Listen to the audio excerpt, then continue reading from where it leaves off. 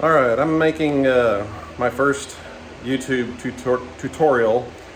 I'm no professional at this, so bear with me. I have a new 2019 Indian Springfield. It's new because it only had 1 mile on the odometer. I got a sweet deal with it, or for it.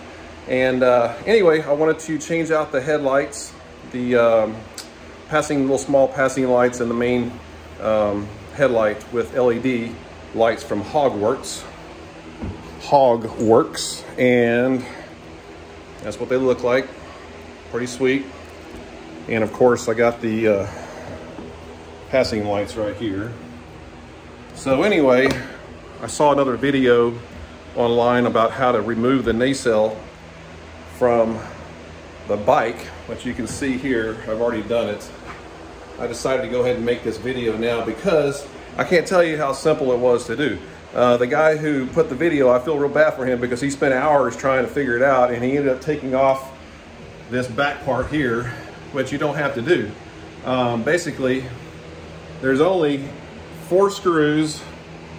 I'll show you later. I'll edit this, but they're up in here, 1 on each side, and then 2 on the other side, and then of course you have 2 on the top of the bike right here. So that's it. You take out those 6 screws, got to count it, and you need to get you one of the hex tools like this with a ball tip on it, because there's the screws on the top left and the top right inside in here are really up in there, so you need to have this kind of a tool, because you can't go straight in and turn it like you do with where's my other tool at? Where'd I put it at? Well, anyway, like one of these with a regular flat, because the angle is off. So in order to do that, you gotta use one of those to because you have to insert it at an angle in order to release the bolt. And it's not easy, but it's not difficult either. You just got to get the right tool. So that's pretty much it. So I'm going to continue with this, and actually let me go ahead and show you. I don't know how to turn the camera on this thing, but anyway. And there's the nacelle. Here's the tool I was using right here. That's the one, 5mm. So, and it works on the inside here. So I'm about to take off this bracket, and there's only 3 screws, 1, 2, 3 right there to get that out. So I'm going to go ahead and work on that some more. Now once you get the bracket out, as you can see, now you just have looks like 3 or 4 Phillips screws right there to take this top little frame out to get the old headlight out. And there we have the old light. I say old, it's not very old, but there's the bracket, and there's that little piece that holds it in place. Real simple. There's my 4 screws to hold that in place onto that, and then there's the 3 bolts that held all of that onto the nacelle. So now I'm going to put the Hogworkz light in place. So as you can see, the Hogworkz light fits perfectly in place with the factory mount. It's got even these little tabs that kind of slide in there, so you know you got it in the right position. There's one over on this side too. And yeah, so that way it's upright. You can see the Hogworkz logo is pointing down, and the DOT stuff at the top. Next, I'm just going to put this bracket back on here. Sorry, I'm shaking the camera like crazy. Probably annoying as hell to everybody, but oh well. And then I'm going to put the 4 Phillips screws in there, and then put that baby back inside of there in a minute. And I will point out that make sure whenever you put these Phillips screws in, so don't tighten them all the way down right away. Wait until you get them all 4 in, and then you tighten them down. Otherwise, the holes might not line up perfectly. And the same thing goes for the bolts. on the nacelle. Whenever you go to put the nacelle back on, don't tighten these four right here, here, and here, and the two top ones until you get it all the way in place. Then you go in and finish tightening everything. Otherwise, it won't line up. All right, so I got the bracket back on, and all I gotta do is put it back in there and put those bolts back on. All right, I got the nacelle back on, and just a little bit of advice. There's a jet plane flying overhead. There's one bolt right back there, and the other one's way up there. You can see it. And there's two on the other side. Those top right one, that top right one, and especially the top left one are real boogers to get out and put back in, but it's not impossible. Just make sure you get one of those ball-tipped hex tools.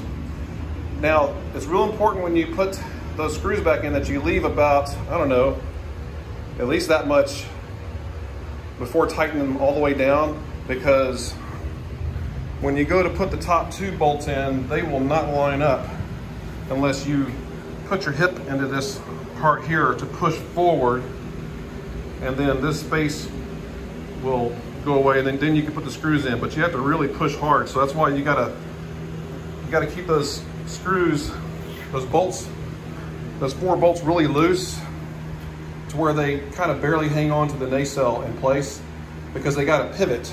It has to pivot upward in order to get these two screws, these two bolts to line up into their holes. And then after you get that, then I would tighten these two down first and then go back and tighten the other four. All right, now these passing lights are gonna be so much easier because it looks like all I gotta do is take this one Phillips screw out, and then the whole little frame should come off. We'll see. If it's not any easier than that, I'll come back. But Indian, is there any way you could possibly not design a bicycle or a motorcycle, God, like this, where I have to take the whole nacelle off just to put a light in there? I mean, come on. That's crazy. By the way, it looks like, as I said, I'm not a mechanic, but it looks like these little screws there, and there's another one over here. That's where I'll be able to adjust the light up and down, so I don't have to rip this whole thing apart again. And it really wasn't hard, honestly. It's just freaking hot in this shed that I'm in. So yeah, I just took that screw out from the bottom, and as you can see, it comes out real easily. Just gotta figure out how to get the light out of there. By the way, to get this plug off, you gotta push this little tab down on the back part of this, and that will release a little clip that holds the plug in place. So it appears that you just have to pull up these clips or something right here, there, and there to get this light out. I don't know if it slides up or if it just bends up, but I'm about to find out. Well, I hope none of you are going to try to do that before you watch the whole video, but I just now kind of looked at this a little closer. It looks like those little J-shaped looking pieces of metal are part of that bracket, so they probably just pry it down and out to release that bracket. And that's exactly what they do. They just, once I pried one side up, the other side came out. So yeah, you just put it right back and pry those back down underneath the lip of the frame or bracket. Okay, maybe I'm kind of going overboard with my instructions here. I'm just speaking as an amateur, because I'm sure there's plenty of you guys out there like me. So these are really easy to get in. You just got to put one side in first. I'm not sure if I'm going to be able to do this one-handed, but basically just tuck one side in, and then you can get the other side by pushing down on it really hard and using a screwdriver to pry it down underneath that lip. All right, I want to point something out here that's kind of important with regard to the passing lights. If you recall, when I was installing the main headlight and the nacelle, it had a couple of notches in the OEM bracket that holds the light in place, and the Hogworkz light had some square-like pins, I guess you could call them, plastic pins that fit into those notches, so it won't rotate as you're driving down the road. You know, the vibrations may cause the light to rotate in place. So the OEM passing light has these little notches there, and there, where the retaining clips held it in place so it wouldn't rotate. So the Hogworkz doesn't have those. It has these little, hang on, let me find it here. It's kind of hard to see. Yeah, it has those little, if you look next to that retaining clip, there's like a little plastic, or I don't know what that is, but it's a little ridge. So what I did was, I mean, but you can't lock in the retaining clip like you can on the OEM light, which is, you know, got those little walls there. So I guess the only way you can really do this is by just making sure one of the retaining pins is up against the right side of that little wall there, and then another one, hang on, let me find the other one here, is up against the left side. So that way it won't rotate to the right because that one's in the way, and it won't rotate to the left because that one's in the way. And there are 4 of those and only 3 retaining pins, so this one here is just going to have to sit there. If you want to keep them all equal like I did, this one's just not going to be up against that little wall. I hope that makes sense. So anyway, just, I'm sure over time as you're driving, you know, with the vibrations from the road, that light will end up rotating in the frame if you don't have something blocking it, like the main headlight has with those 2 plastic tabs, or the OEM lights have with those. So just a little advice there. And of course, make sure you rotate the light to where the DOT logo is at the top, if you can see that or not. And then this little silver pin right here is like dead center at the bottom, so just line it up with the screw hole and that should be good. The light came with this adapter, which I don't need because this will plug directly into the plug on the bike. So it should be pretty simple. And then again, just put it in there and one screw to hold it in place. And then I got to work on that other side.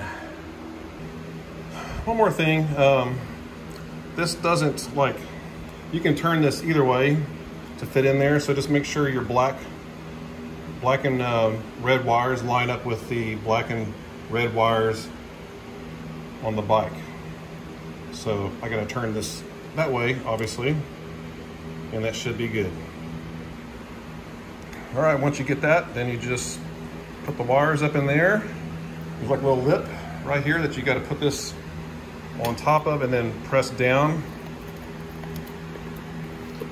Make sure it's lined up properly, and then the hole should match on the bottom. Okay, just a little bit of caution.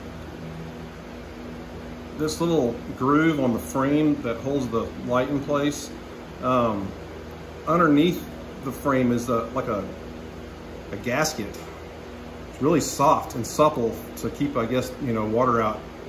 So when you put the lamp in here, make sure you get it centered really well before you put those little 3 retaining clips in, because if you rotate the light after that, there's gonna be a lot of pressure on this little groove right here, and it kind of kicked up some of that rubber gasket in there. It was kind of sticking out of here. I had to push it back in.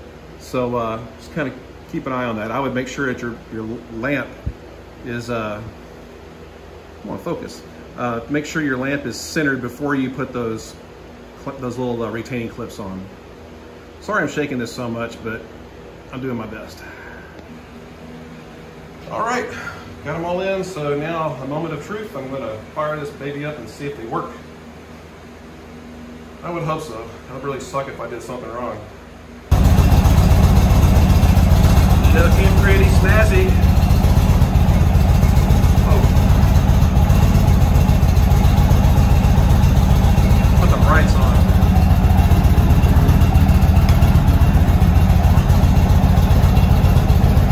Yeah. It works.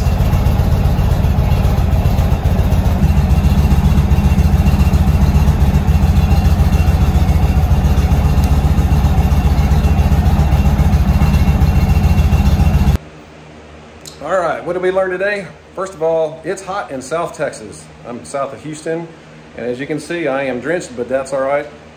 I got my trusty fan going down there, so it kind of cools it off by maybe a quarter of a degree, I don't know. But honestly, this job wasn't that hard. For a non-mechanic like me, I'm surprised I did it, to be honest with you, but you don't have to take this back plate off. That's not necessary. And no fault to the other guy who I watched his video and he helped me out a lot, but something told me that just was not necessary. And so I got the information actually on Indian's website. I looked at the one of the LED, I forgot what they call them, one of the LED lights that they sell, and all the instructions are right there. Pretty simple. But the tool, though, that's the key. Getting that ball tipped hex wrench, whatever you want to call it, because like I said, I'm no mechanic, I don't know the official terms, but that's what it is. That's the only way that you're gonna be able to get that out without taking that back plate off. And I think that's why the other guy on YouTube, maybe he just didn't realize that. I didn't even realize it, I had to look it up.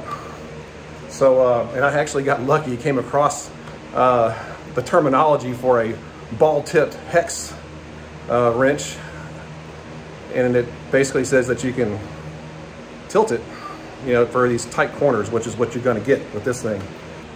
By the way, this whole project probably took me about an hour and a half at most. So hopefully if you watch this video, it'll be a little shorter for you. And like I said, this is a 2019 Indian Springfield, a lovely bike. Yeah. Still got a lot of other things to add to it though. Exhaust coming up next. If you're going to be putting this light system in a Indian Springfield, you don't need to use the bracket that came with it. I'm guessing that's for a Harley or some other model or make, which is really cool.